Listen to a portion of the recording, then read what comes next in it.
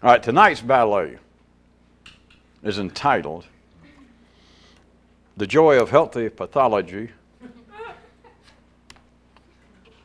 and the Benefits of Certain Homicides in the Secondary World. Swines and tutus will be optional. Or, I guess, swines and tutus. I hope will be very optional. There is in the intellectual secondary world of man a singular pleasure. What can you say beyond singular pleasure? It is a singular, well, I can say this, the obvious, a singular nervous system pleasure. And that is passing judgment. And by this, I do not mean to limit in any way to any sort of religious, moralistic, passing judgment. This is all forms of assured pronouncements, all sorts of dogmatic statements,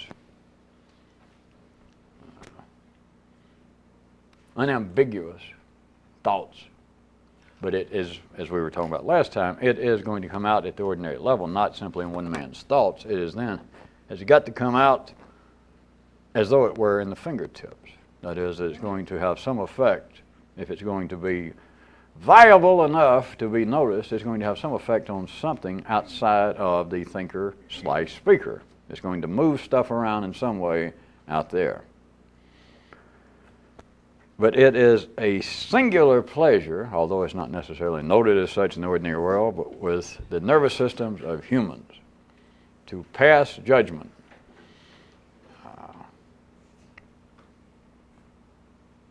I would propose that we could even subtitle this, or parenthetically refer to it, as the world's greatest indoor hobby.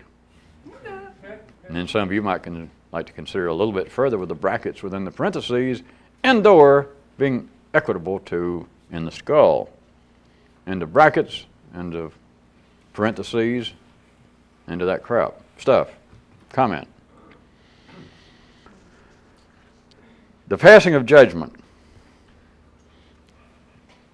Let's sneak up verbally. May I suggest that the passing of judgment's singular pleasure in the human nervous system is, at least in part, based upon the fact that it feels like the supreme act of acceptable homicide, because that, friends and neighbors, is exactly what it is. It is an act of beneficial homicide, and it gives little tingles to the nervous system of man. It is homicide in the sense that it is the murder of processes. Now, everyone from me up and down and sideways throughout history could be remembered, noted, to have made some comments. I'm throwing me in just for your own nervous system so that some of your nervous system might say, well, wait a minute, we've talked about almost the same thing. But you are filled historically, not just in the tomes out there, but of course in the genetic tomes and here, with attacks religiously, philosophically, socially, on people being judgmental. Great old Christian and Jewish principle of don't judge lest you be judged, or who's going to cast the first stones. It seems to be a continuing attack somewhere out there on men passing judgment, but it's always very specifically within a context. Like, don't pass judgment on your fellow man. It's only the gods. It's only greater forces, how they develop. Do not judge somebody of a different religion, of a different nationality as being inferior. It's not up to you. It's immoral. Or in a more humanistic sense, intellectual sense at the ordinary level, men are wont to say that it's irrational, that it has no basis in reason. And as always, since all of you can do it, I'll point out the obvious. I guess that's part of my responsibility, that all of you are collectively now so frightening at an intellectual level that I will go ahead and be the spokesman at times and just say the obvious. because I know that none of you would any longer, many of you would not stoop so low. To point out the obvious again of the great efficiency, that as long as men have been murdering the processes, as long as men have been engaged in the beneficial secondary homicides of life, which is passing judgment, as long as they've been doing that, there's also been another group of men, the Greek chorus, as opposed to the leads, or reverse it doesn't matter. Those with the mask and those in the chorus are back and forth. There's also been this group, while men are engaged in this necessary beneficial homicide, there's been this background chorus, or even at times taking over the stage saying, tut, tut, tut. I keep saying how beneficial this is. Do any of you, have you ever put this together, by the way, to take it more in the field of everyday technology? The basis of this kind of efficiency was the basis, although no one patented it. I wasn't around, or some of us would have tried. That is the basis for the development, the invention of alternating current. I just thought I'd mention that. They don't know where they got it. It's another one of those occasions that the kind of information was around in a way that was revolutionary. That is, in a way that was in somebody's brain, in their thinking, that they were not limited to having to push things around out there. But then eventually, it seeped out into the ordinary world. Does anybody understand that I am being partially facetious with this, in case any of you are going to make notes and try to find out exactly who did invent alternating current? If you're going to do that, you're going to have to recheck that I told you the truth about who invented the Franklin stove. Benjamin Stove. But the efficiency is always, there was some validity to me bringing up alternating current because of the polarization of what seems to be the operations, and especially the thinking of the operations in the three-dimensional world. It has to be polarized. That is the efficiency of it. So thus you have, as always, a portion of life's neural body, let us call it humanity, faithfully pursuing the passing of judgment, which is a beneficial form of suicide, of a homicide, and you have another part of life's neural body running up the banners, getting behind pulpits and podiums, not unlike this, God forbid, and condemning, saying, nay, nay, we should stop. What better polarization, what more efficiency in the three-dimensional world for life to have one part of itself, which is the three-dimensional world, and in that have one part trying to run in this direction and one part condemning it. And if not condemning it, actually trying to run the other part. But it doesn't matter, literally, because as long as somebody, some group of bodies, is going in this direction, and there is a sizable amount of people going, tut, tut, tut, boy, you should not be going in that direction, then everything is fine. And if you get good, that's how you can tell that you're mentally healthy. I don't want to go into that because to be mentally healthy at the ordinary level is not our concern. I mean, if that's the best you can do, nobody's going to miss you if you go bye-bye anywhere, at least around here. This kind of, to zero a little more in on it, this kind of beneficial secondary homicide can literally be seen, to use the kind of maps we've been using, as a murder of the processes. It is a turning of, it's taking thinking, as we were calling it. It's taking thinking and turning it into corpses of knowledge. Now, several nights I was talking about putting thinking in quotation marks as opposed to knowledge in quotation marks. Many of you seem to have gotten something out of it and thought you followed along certain paths toward which that might be pointing, but then ask yourself this: how does thinking turn into knowledge? And we had talked about it already from several different directions, but very specifically, knowledge is some kind of conclusive-oriented outcome, work product of thinking. But how does it literally get there? It can be described many ways. That's the trouble with this, is me saying it can be described several ways and do it. See, if this was a good something, quart of low-fat milk. Well, no. How about something good like a cult, a religion, a systematic philosophy? Then you would not say, well, I'm going to try and point out something important. Let's say that I'm standing in for the head schmuck guru or whoever he is. And I say, well, now, there's something important they want me to say to you, but you got to listen now. We'll be repeating it because this is the primary tenet we're going to, write this down so at least you can memorize it. Write this down, that this is the one thing you must know. That's what's been lacking. Give me a pen. That's what's wrong. To say, well, wait a minute, this is just only one way of putting it. No. You notice that won't work. You never notice that? The Pope can't come out and say, well, my message to humanity, well, I'm going to put it to you this way, but now I could, there's several other ways. Maybe next time I'll put it another way. People are going to wander off looking for a little cappuccino or something stronger, such as Islam or... And of course, we're now using that kind of religious picture as what happens in here, because the ordinary intellect is not going to deal with what seems to be the kind of energy, food, interest that it seems to thrive on if it is unstable. That is, if it's not knowledge. If it does not feel like that, all right, I'm going to eat on this energy coming in, that ordinary people call thinking. All right, I'm going to eat on this, but you expect that you're finally going to digest it and make perhaps a rude noise and go, huh. That is, ordinary minds eat to be satisfied, whereas I was pointing out that the truth is, on a more complex level, it's full of symbolism.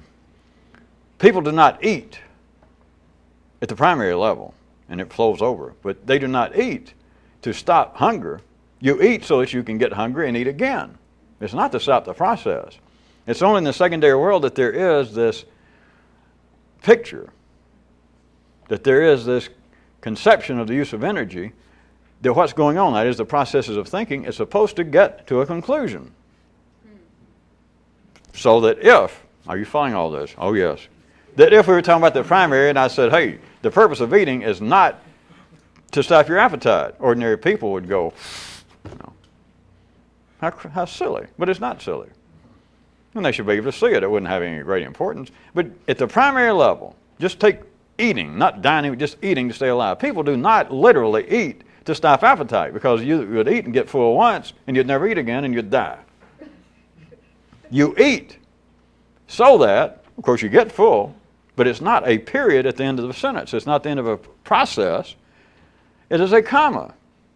Let's say you eat your final meal of the day so that you can go to bed. You don't think about it, but with a certain amount of confidence that at least during the night, the next 8 hours, you will not starve to death. It's so that you will replenish the body, as is at least minimally necessary, so that you will get up tomorrow and what?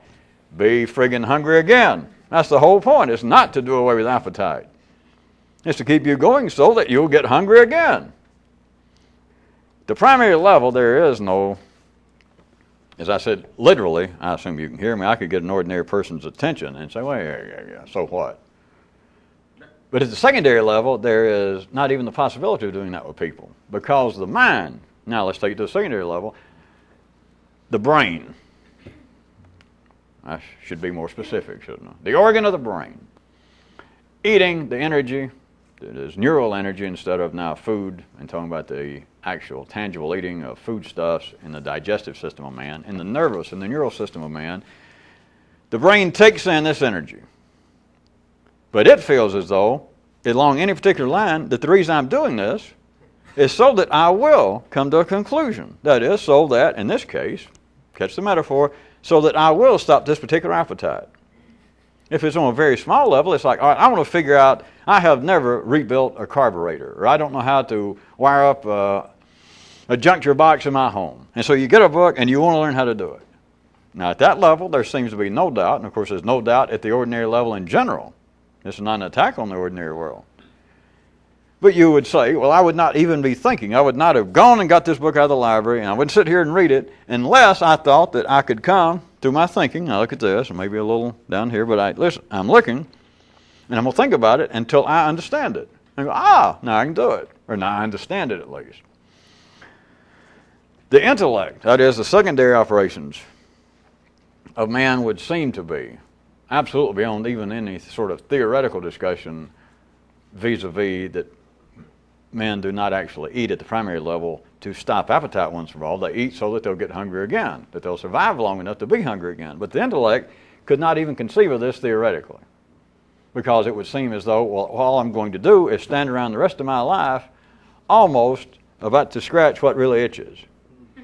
Or that here I am starving to death, and it's like the rest of my life I'm going to hold this little piece of food right here and just keep doing that, and never actually do it. I mean, that's the most they could say out of it. But in a quite real sense, for someone trying to do something out of the ordinary, then what we were trying to describe as thinking as opposed to knowledge, then this thinking would be an ongoing process that would be subjected to a form, absolutely, of homicide, for it to come to a stopping place, which is what is required for anyone to pass judgment. I repeat one more time, I'm going to try to make it clear, but passing judgment, forget any kind of moral implications. Although they're in there, that would be included, but passing judgment is not simply like, bad boy, or shame on you group of people, shame on you Germans, shame on you Albanians. It's not shame. It's not limited to that. It is the passing of judgment being a beneficial. If I'd start off talking about trees, I guess we could call it beneficial pruning. That sounds kind of too close to the Sunsweet Corporation. Homicide sounds better than pruning. How about some of the examples? I can start with what appears to be living examples out there of the passing of judgment. And this singular sense of pleasure in one's nervous system, it is there. But how about all of the priests of the world? All the politicians, all the critics, all the prognosticators of all stripes. Well, hell, how about this? Everybody that talks. I knew I'd come to the right. That's it.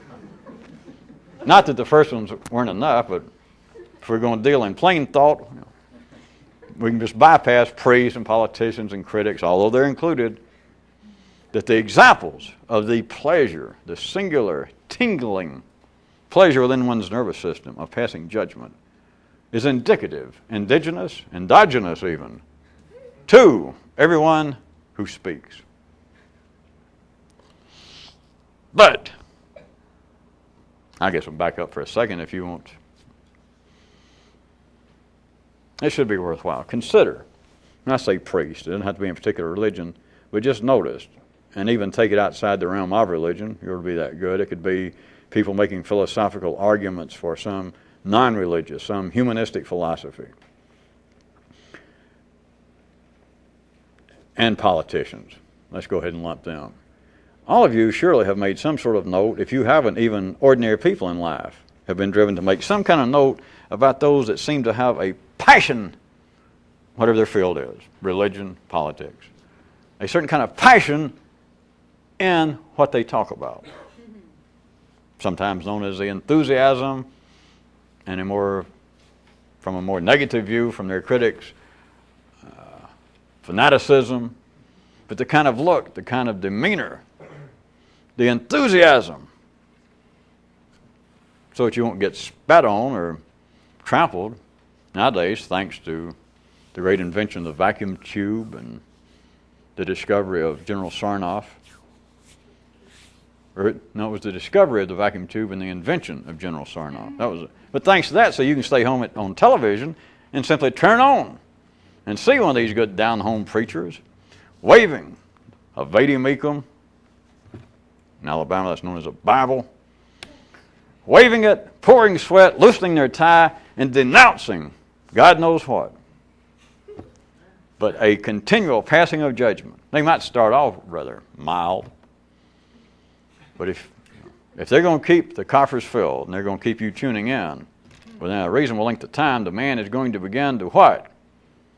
Pass? No, not win. Judgment. He is going to begin to pass judgment. But now notice, you do not have to be involved with the religion. You don't have to be a critic of the religion. Just turn it off even. But you ought to be able to hear the sound. If there's some way to garble the sound, if you knew how to do it, you can listen to somebody and not really listen to them. Instead of me trying to say that somebody should invent something that would kind of run the sound through and you still get the passion without hearing the words. But I'll skip all that, because if you know what you're doing by now, you can do that yourself. You can hear it, and the words are just meaningless.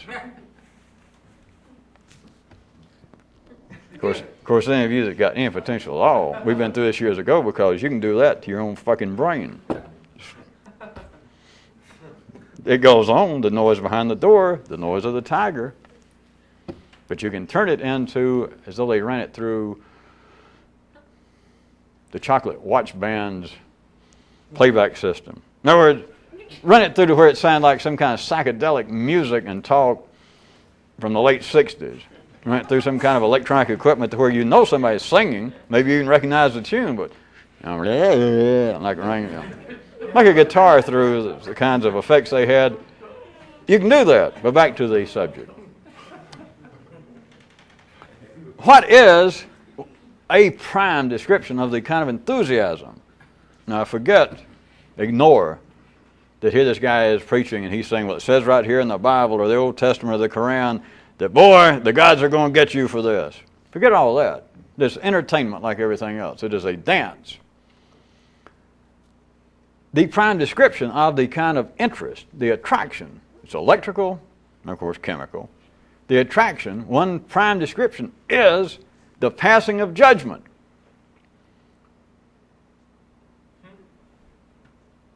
Not just religious figures. What do politicians that will produce a crowd, that people will show up to see them? What are they engaged in non-religious terms? It is a passing of judgment. Those of you that have really subtle internal sight, it's less passionate, but it's still the same basis. If you're going out to hear an intellectual lecture from someone that you're attracted to for some reason. In other words, if there was a man, not a politician, not a religious figure, and his wiring and his subject, which of course was going to turn out to be very similar. But let's say his subject is pretty non-passionate. Philosophy, how's that? Chess. If you show up, that is, if he can gain an audience, and let's say he's just going to talk about chess, and for those of you that are not of the sort that would sit around and read books that simply give the diagrams of chess games, or to sit there, or to go somewhere, to New York or to Moscow, and to sit there and watch a chess game. The championship, of course, if some of you do, I don't know about it. But as you know, it's a pretty small audience. But if there is someone around, and I know there is, that they advertise he is going to speak about the last championship, the master, or they call it, in chess, that he's going to be discussing the games that were played last time in the World Championship. And people show up to hear this guy. They know who he is. You do understand he's not just, as relatively speaking, as impassionate as it would seem, as opposed to some good old down-home preacher with a cheap hairpiece, ranting and raving. You could say that you know he's going to be less passionate. And yet, if he is the sort that will drag in an audience, that people show up to dance backwards with him, to be entertained, he will be passing judgment. It may be very subtle, as opposed to some preacher hollering, God's going to set everybody's hair on fire, and not on your head. This guy passes judgments, though, on the basis of the game, other people's moves. It is a form of criticism. It could be called, they may in fact refer to his speech as a kind of analysis. It's passing judgment. It can be someone, I assume you get the point, but it could be someone doing a critique of 20th century poetry. But if the guy or the woman has an audience. If he is dancing, if he is wired up to be dancing in a way that's going to attract an audience, it is on the basis of passing judgment. That's it. You will not show up. No one will show up. No audience of enough that is going to be noticeable in life is going to show up to dance with someone who is not passing judgment. You cannot be entertained. Energy, polarized energy that keeps the ordinary world cohesive, and specifically here, is based upon passing judgment.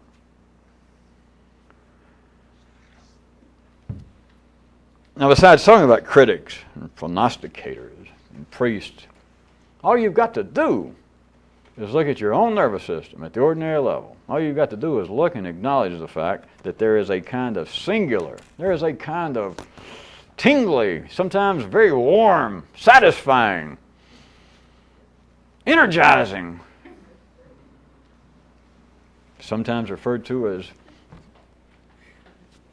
the bravado of righteous indignation in passing judgments. So now forget looking at poor old Jimmy Swaggart or Cardinal Fang. Did Vicki Long ever get hold of him? Well,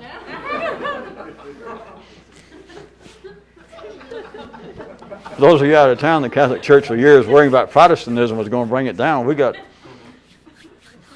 one girl here is about to bring the whole church. Jesus. Well, at any rate, other than worrying about, seeing some fanatic, a Huey Long, or trying to look for examples up there, you have it in you. It is there. I don't care who you are. If you're here, we're assuming that you are reasonable enough to be somewhere close to the middle class, the middle of the bell curve in life. It is a singular pleasure. It does not have to be religious whatsoever. It does not have to be moralistic. But I might add, things that are still arranged in life, since I've already tried to caution you off of that, now let's forget that. That is really where most people find their comfort blanket. That's why you notice we got the biggest laugh when I was using my descriptive terms there. When I got down to almost a form of righteous indignation, that's when most of you went, ah! Because there's nothing like it to be righteously indignant. I mean, somebody to back into your car. I mean, that's bad enough. We're starting with the... But then it turns out that it's some guy that's so old he's almost blind, and he's obviously been drinking.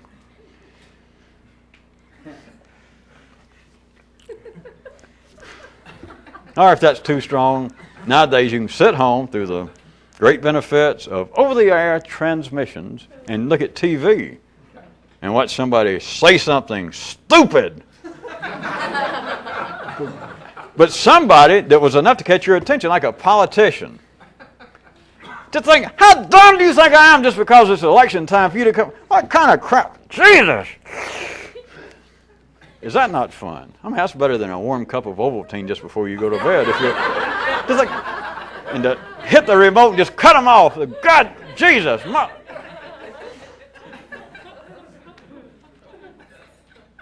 You need to acknowledge, first off, that's since we're not here for confession, and we're certainly not here to praise or condemn the ordinary workings of man. That wasn't for the ordinary workings of man. That was for those that would pass judgment on the ordinary workings of man. But you need to acknowledge there is nothing to debate. There is nothing to say, well, it must have been some psychological problem I had in my childhood because, yes, I am pretty critical. Well, you didn't have to tell me that. All you had to do was let me hold the mirror up and see if you're breathing. Or let me ask you, are you alive? And if you make some kind of sound, you don't have to say, well, I tend to be judgmental. Jesus, there's enough repetition, in the world now. Why must you add to it? If I say, if you're alive, and you say, yeah, then don't say, and I'm real judgmental. Just simply see. It is a healthy sign of the ordinary nervous system that it passes judgment. Now, I say it's a healthy sign. Now, I expand the nervous system specifically into the brain, and we're back to it's not just a healthy sign, it is a necessity for the brain to operate, for thinking to turn in as it must, since it is conclusive oriented. for it to reach anything that the mind, the brain calls knowledge, it has got to pass judgment. What is knowledge in the ordinary sense? It is, we're going to have to find new synonyms for supreme and ultimate. No, we don't. Just drop it. It is, the passing of judgment is knowledge. Because every time you say, well, hey, that's a fact, Jack. Or every time somebody asks you something, you say, well, yes. Do you know where so-and-so is? Well, yes, I do. It's 2 miles down the road. You are passing judgment. Because assuming that you're saying it's a piece of knowledge. Oh, yeah, it's straight down that road about 2 miles. You are passing judgment in the sense that if you're saying that this is a piece of knowledge, and somebody says, are you sure? And you say, I told you, yeah, I'm positive. You're passing judgment because you're saying that this piece of knowledge is correct in this instance and nothing else. No other piece of knowledge is correct. You're not saying, well, yes, it's down here, and the guy say, that asks you where so-and-so is, to say, are you sure it's there? Is it only there? And you say, well, no, sometimes it's on the other side of town. You know that's not true. That's insanity. It's just not part of the secondary, stable, orderly reality of life. So you're passing judgment. Anytime if somebody says, do you know what time it is? You say, yes, it's 7:30. They look at you like, are you sure? Maybe you tap your watch and you say, well, yeah, it's 7:30. You're passing judgment because you're saying it's 7:30. It's not 8:45. It's not 2:15. Because if a piece of knowledge is knowledge, if it is true in this instance, then you have passed judgment. That this is true and nothing else. You can't have two things true. You can't have two angels staying on the head of a rabbi, a pin. You can't do it. It can only, if this is true, then nothing else is true in this instance. It is homicide. You have killed every other possibility. You've got to. Or the secondary world, well, you know this by now. How do you like that kind of passing judgment, that kind of good thing? You know this by now. You know this by now. Right? How could the world survive if you were not killing off, if there was not a continual process of homicide to the thinking process? Because somebody say, what time is it? And you say, well, Jesus, I don't know. And that's where you're looking at your watch and you say, yeah, I know, but if I tell you what time it is right now, it's too late. And the guy'd say, oh my God, I had to run across some kind of obscure neo-Greek philosopher. Oh, no one knows what time it is, buddy. Well, now by the time I tell you, if I tell you, I even got seconds on here. This is a runner's watch. Woo! Even if I say, all right, it's 2:15 and 17 seconds. By the time I say that, it's going to be 2:15 and 18 seconds. You have got to commit that kind of continuing beneficial homicide to the possibilities of additional possibilities. You have got to stop the process of thought somewhere. You can't say, all right, the fellow asks you what time it is, and you say, all right, it's 2:15 and 17 seconds. It's 2:15 and 18 seconds. It's 2:15 and 18 seconds. You know, of course, by then, this guy, and you're talking, no, it's 2:15 and it's 20 seconds. It's 2:15. You quite literally have to commit a form of homicide on the thinking process. You have to pass judgment that you finally say, well, all right, it's 2:15. Now cut out the middleman of apparently having to deal with pushing stuff around out there. What do you do in here? You and your partner, the old man and the kid. Well, I didn't mean to infer that this thing that Kyrie talks about the partner and the old man and the kid has, too late now. Can we erase that from the tape?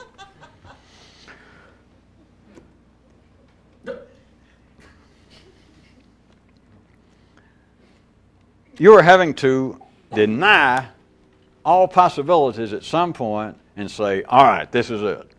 That you're trying to, apparently between your thinking processes, the talking to oneself, having nothing to do with the old man, the kid, and etc.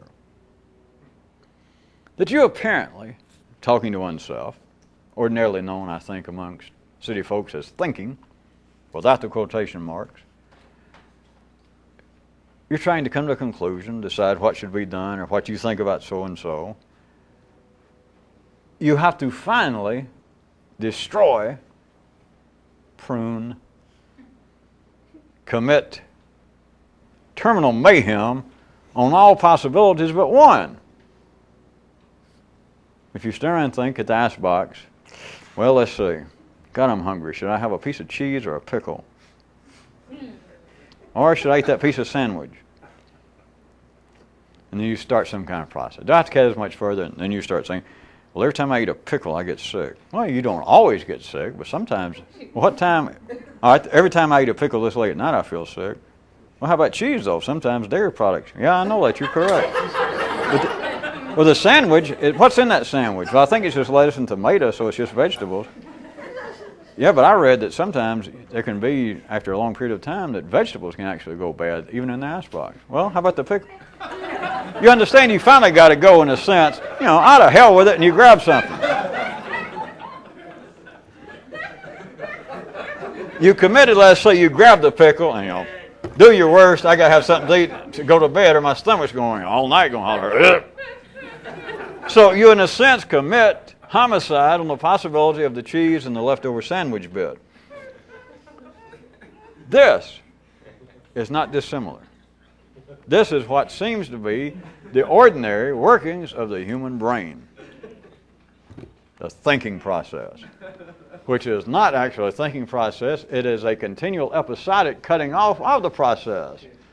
A form of homicide, of killing the process, as it must be, is why I start off calling it beneficial secondary world homicide.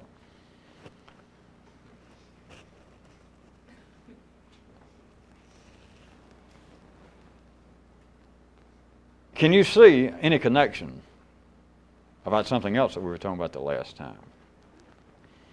You recall that we were sort of discussing this kind of little idea that was only after, here it comes, the answer was given to man that the question started.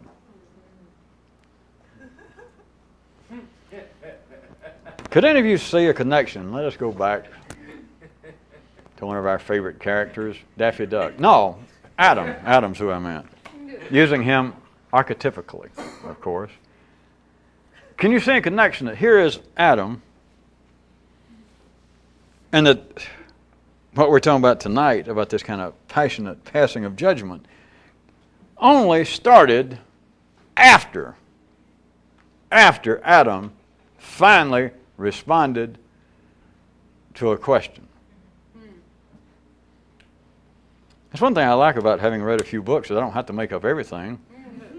Well, I say read a book, I heard them talking about it. The Old Testament, which of course why I'm using metaphorically here, if not symbolically. There it is, the great story, the little bitty part of the beginning there in Genesis. There's Adam. What we're talking about tonight, the passing of judgment, this kind of beneficial secondary homicide of the thinking process, which of course all of you tacitly already understand, has got to be transcended in some way, or else all of this is no more than entertainment.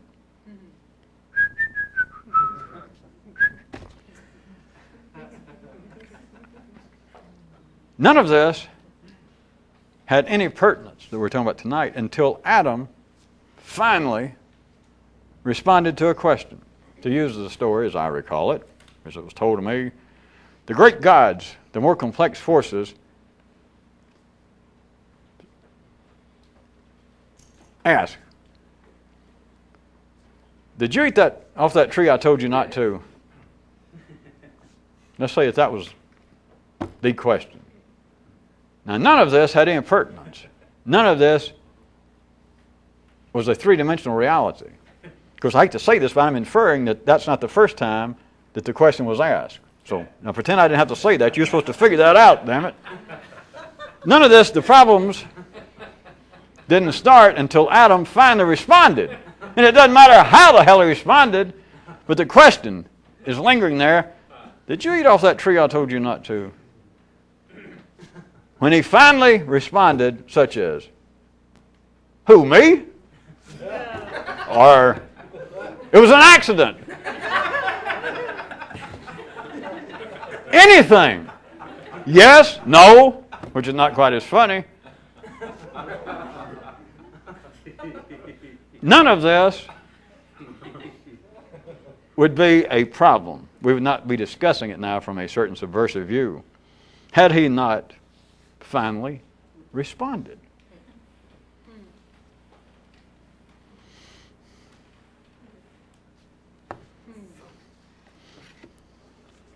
I hate to have to muck about with that one. Do you see the slight variation? That we have rubbed Monet to the point that he turned into Matisse?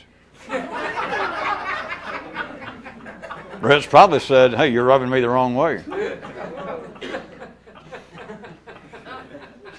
I asked you at the beginning of this paragraph, can you see any connection recalling the fact that, you remember last time we were mentioning that there were no questions until the answer was given. And then I was using like the picture of, let's go back to the Garden of Eden, that there was Adam. And just, I hate to say it again, so plaque I didn't have to tell you, that there he is living and he's a full-blown person like us. And he's got no questions. You've also, let me have to tell you, you should assume that up until then, really nothing's been said. And I mean really, literally. And so there he is, God knows how long. And there he is. And then one day, the great forces, according to the book that I stole the story from, Jehovah, says something. It doesn't have to be, hey, did you eat that fruit? Let's just say he just says something like, hey, aren't you Adam? All right, there was no questions until the first answer, the answer was given. And the answer was, and it doesn't matter what it was that Jehovah said, a more complex force, whatever it said was the answer to everything. But Adam had no question until the guy said, are you from around here? Are you like a Leo? Are you a Leo or a Gemini?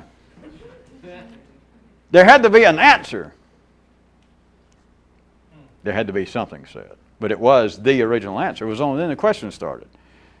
Do you see that this is a kind of hell, a certain spin on that for me to go from that to, you didn't lose your place, did you? No, it's right there. To this place, that there was no homicide of the process of thinking until Adam responded. Notice I didn't say he was made to respond, because see, I don't have to deal with the obvious with some of you. But until he finally responded, such as, instead of eating the fruit, how about that this more complex voice said, you're a Sagittarius, right? And again, I'm inferring, like I didn't have to tell you, well, let's assume that Adam goes ahead and minds his business for a while, for whatever reason, and the question's asked more than once, and he never responds. Like every day. I don't want to say all this, but the question. And then one day, who knows why, one day, Adam responds. I repeat, it doesn't matter what the response was. It could be, well, yes, I am. No, I'm not. What the hell does that mean? Or would you leave me alone? It doesn't matter what. But as long as he responded, the day of secondary homicides to the thinking process commenced. Now that I have dipped back into our biblical bag, rather than did you eat the fruit and are you a Sagittarius, I just thought a little further down, I think. What was the other good one? Was the great gods, the more complex forces. Remember the story of the two brothers. And the great voice says, one of them actually seems to fall victim to a certain kind of mayhem. If you recall the story, is one of the brothers dealt a severe terminal blow to his sibling. And I guess the gods, being as sharp as they are, noticed that one of them hadn't moved for several days. And so he says, if I got the name, he says, Cain, did you kill Abel? Now think about it.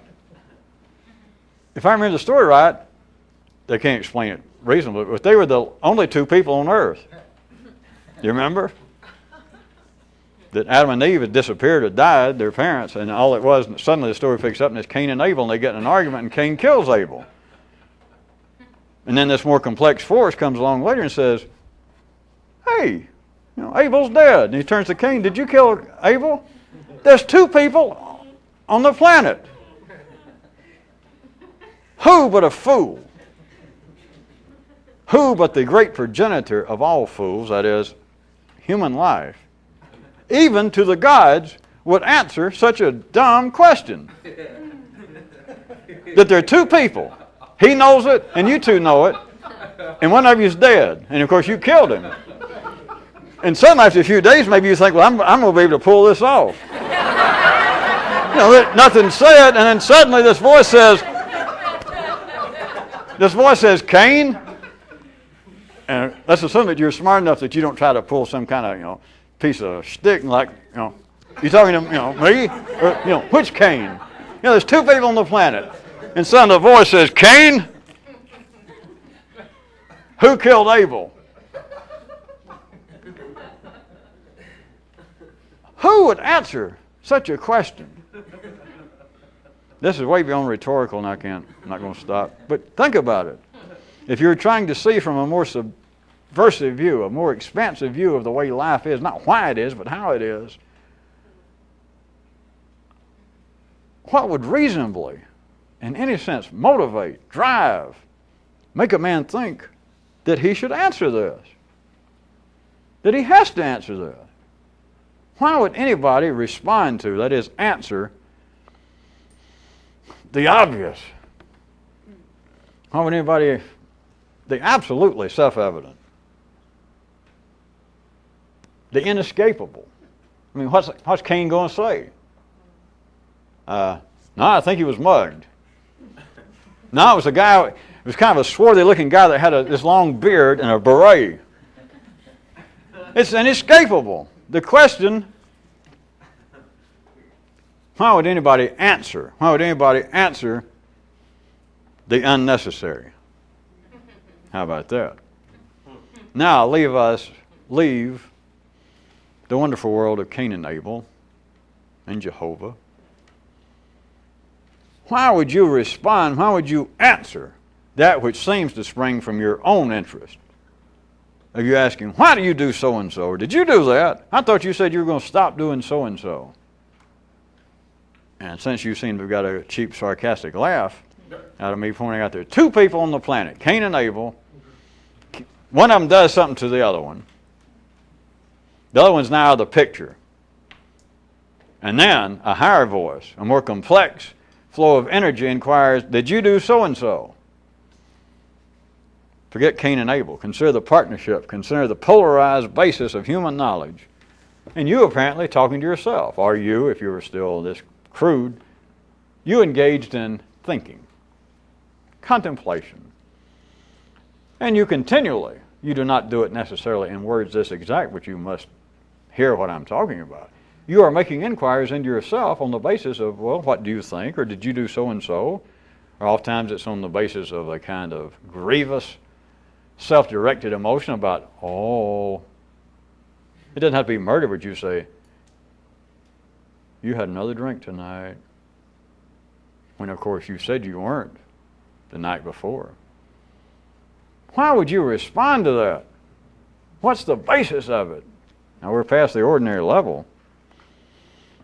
Or this makes even more or less sense. You fill it in.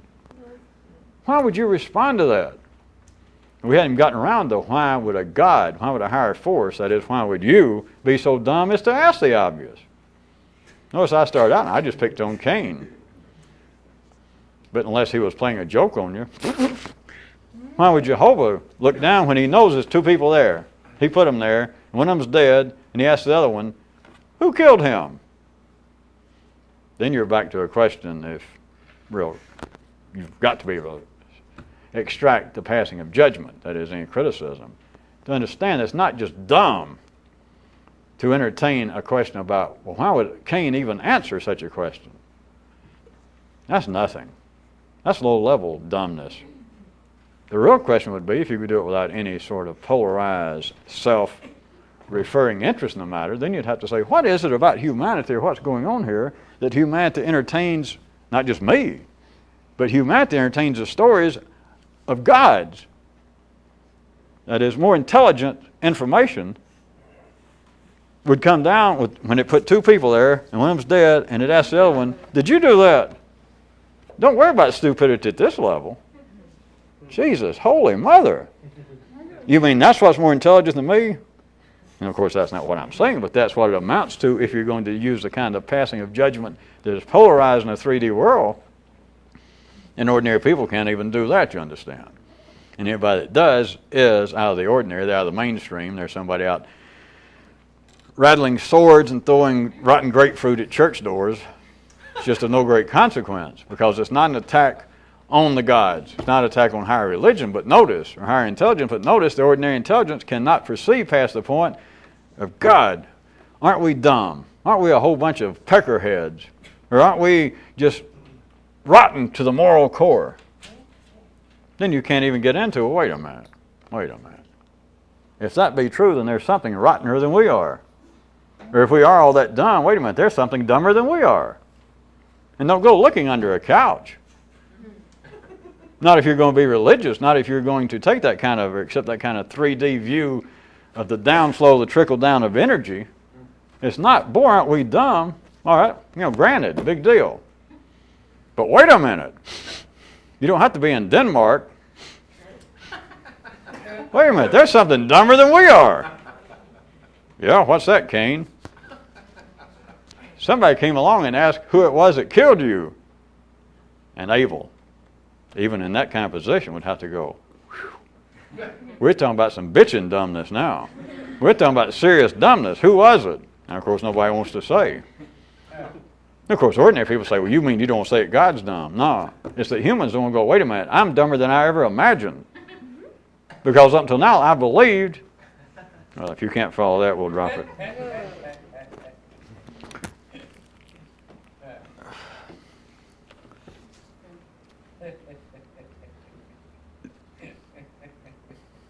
Well,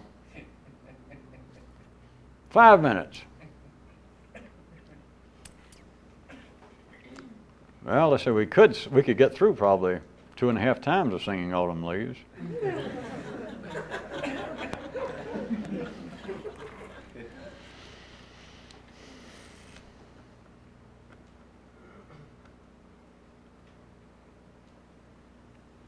Well, consider a whole bunch of little stuff, just bits and pieces from the last few nights.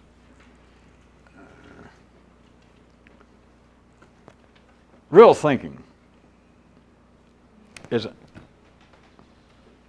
anathema to passing judgment of all kinds. And the basis, as I said, it pops up in people saying even philosophically, those that are not wired up to be of any particular passionate religious persuasion. They say, well, you shouldn't pass judgment on people because you don't know what they've been through, you don't know their background. And so there is, even outside religious circles, outside of that which would seem to be moralistically based, there would seem to be still a kind of prevailing message that life sends out trying to tell people, ordinary people, of don't be passing judgment that stringently on your fellow man.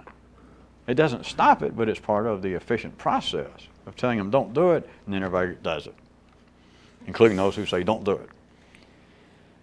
But if you could think in a process that was not conclusion-oriented, plain thought, plain think, new intelligence, all the kind of stuff that we've called it over the recent history.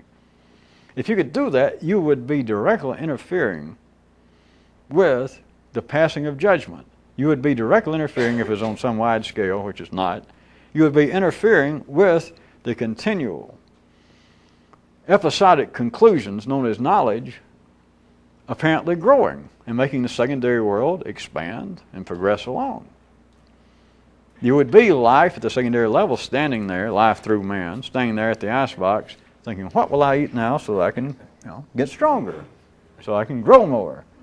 And if it were on some widespread basis of people refraining or now being beyond the homicidal level of the processes of such things as thinking, then we would be causing life to just stand there and go, well, no, I can't. Well, I'll try. No. That would be it. It has to finally, to hell with it, I'll have a pickle.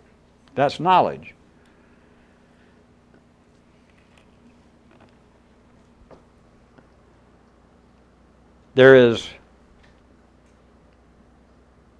Comes to somebody's mind, surely, the good old phrase about a little knowledge is a dangerous thing. It's a poor reflection of what should be a more revolutionist term. It's not that a little knowledge is a dangerous thing. For subversive use purposes, any knowledge is a dangerous thing. But notice how easy it comes out, how things can grow in a way that you never suspected. Because at the ordinary level, they couldn't say that, well, knowledge is a dangerous thing. Forget atom bombs or the American Legion virus. You wouldn't need anything. There's the end of the world. And so it comes out, a little knowledge is a dangerous thing. Because what they're saying in a reversed way is, total homicide of the thinking process would be fatal. But it gets turned inside out, which is no big deal, dealing with polarized information. And it says a little knowledge is a dangerous thing. What they're really saying is all knowledge is a dangerous thing. Or what they're really saying is that no knowledge is a dangerous thing. But for a subversive, any knowledge, any passing of judgment, anything that says, well, this is true, at the exclusion of everything else, that is the dangerous thing. That is the passing of judgment, and it is not moralistic except to a revolutionist if he said any new sense of morality, such as, I don't like having to stop thinking. I consider it to be an immoral affront to have to stop thinking. In that sense, I guess you could call it moralistic.